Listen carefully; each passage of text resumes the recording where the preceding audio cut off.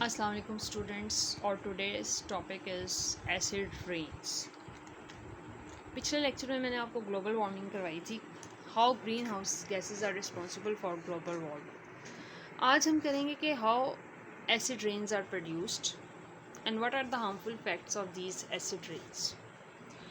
Normally जो rain water होता है, जब बारिश होती है, it is saturated with carbon dioxide. ज़ाहिर है एटमॉस्फेयर के अंदर आपको पता है कि कार्बन डाइऑक्साइड प्रेजेंट होती है, तो rain water is saturated with carbon dioxide. और रेन वाटर जो होता है ना, इसकी पीएच तकरीबन 5.6 होती है। It has pH value of 5.6 normal rain water.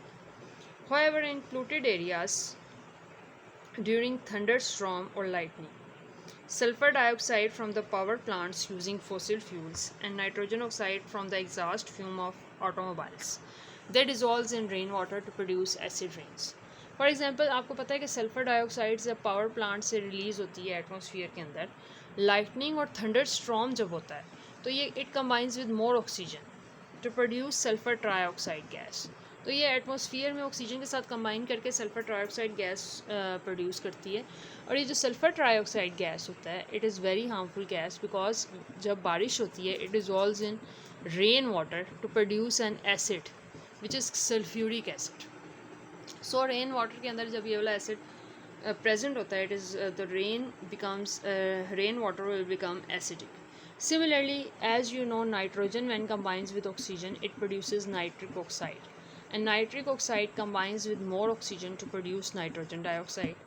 When this nitrogen dioxide during lightning and thunderstorm combines with oxygen in the presence of water, it will produce nitric acid. So these two acids, when they are present in rainwater, they cause the pH to be lower than 5.6. So acid rain ऐसी rain होती है जिसकी pH value less होती है then 5.6। यानी acid rain is a rain having pH less than 5.6।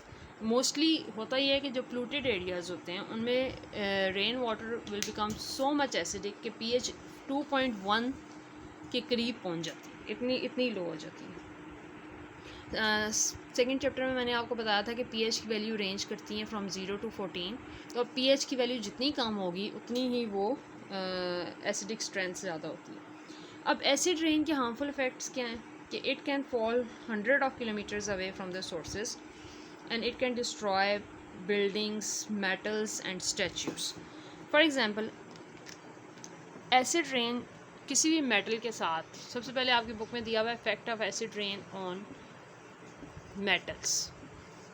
तो metal के ऊपर क्या होता है कि किसी भी मेटल के साथ जब एसिड रेन मेटल्स के ऊपर जाती हैं, दे क्रोड अवे द मेटल्स। बिकॉज आपको पता है कि मेटल के साथ जब भी एसिड रिएक्ट करता है, it produce soluble salts and release hydrogen gas.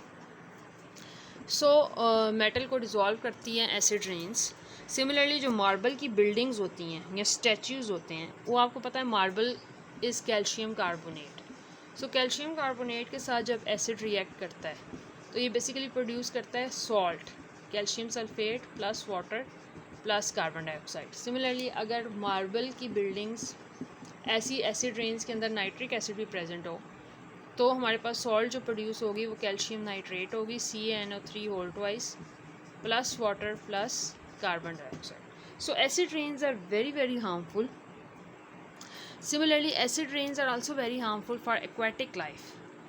Acid rains aquatic life के लिए बहुत ज़्यादा harmful हैं because they can kill fishes and they can also destroy trees. In your book there is, you can see some effects of acid rains. Effect of acid rains on marble statues are slowly corroded by acid rain. Similarly, acid rain के effects आपको दिए हुए, trees destroyed in acid rains, fishes are killed by acid rains.